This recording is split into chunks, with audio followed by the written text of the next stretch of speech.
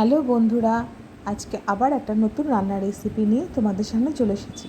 আজকে রান্না করব ভাঙাচুরো শুক্তো। এটিকে আমি ভাঙাচুরো শুক্তো কেন বলছি সেটা তোমাদেরকে পরে বলছি। আগে দেখো আমি রান্নাটা কীভাবে করছি। প্রথমে কড়াইতে তেল দিয়ে তার মধ্যে আমি রাঁধুনি আর তেজপাতা ফোড়ন দিয়েছি। তারপর আমি আগের থেকে যে সবজিগুলো কেটে রেখেছিলাম সেই সবজিগুলো দিয়ে দিলাম। সবজির মধ্যে আছে ঝিঙে, আলু, বেগুন। তবে ঝিঙের পরিমাণটা বেশি দিতে হবে, আর আলু আর বেগুনের পরিমাণটা অল্প দিলেই হবে। এখানে তোমরা যত ঝিঙে দেবে তত শুক্তোটা খেতে টেস্ট হবে। এর মধ্যে আমি লবণ আর হলুদ দিয়েছি, লঙ্কা দেওয়া যাবে না যেহেতু এর নাম শুক্তো। এবার এটাকে আমি ভালো করে মিশিয়ে নেব। যখন সবজিগুলোর সাথে ভালো করে মশলাগুলো মিশিয়ে যাবে তারপর আমি এটাকে একটা ঢাকনা দিয়ে ঢেকে দেব যতক্ষণ না জল শুকিয়ে যাচ্ছে। এ দেখো জল প্রায় শুকিয়ে এসছে। এরপর আমি আগের থেকে ভেজে রেখেছিলাম যে মাছের মাথা, সেটা এর মধ্যে দিয়ে দেবো।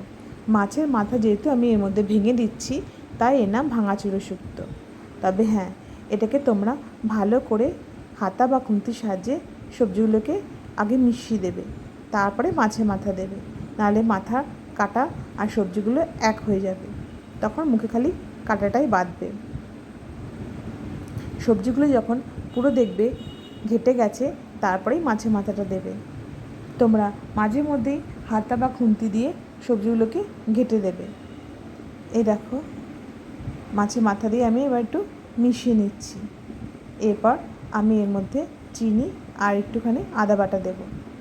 এই শুক্তোটা একটু মিষ্টি মিষ্টি খেতে হয়, তাই একটু চিনির পরিমাণটা বেশি দেবে।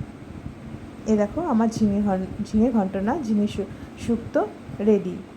তেল ছেড়ে এসছে মানে আমার ভাঙাচুরো ঝিঙে শুক্তো রেডি। এরপর আমি এটাকে নামিয়ে নেব। এই দেখো আমার ভাঙাচুরো শুক্তো রেডি। তোমরা এটা গরম ভাতের সাথে খেয়ে বলো কেমন হয়েছে।